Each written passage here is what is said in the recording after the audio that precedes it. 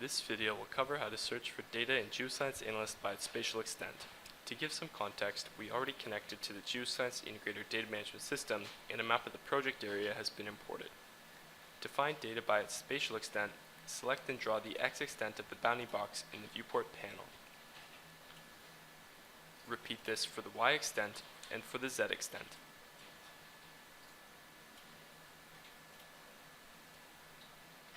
When you are pleased with the box, you can launch the data search. Instantly, the extents of the datasets that are contained by or intersect the search bounding box appear in the viewport. In the Objects panel, the datasets are highlighted in blue.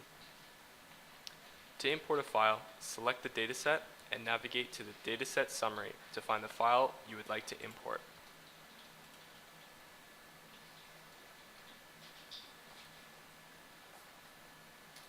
You can always reset the bounding box area to its maximum extents of the project area.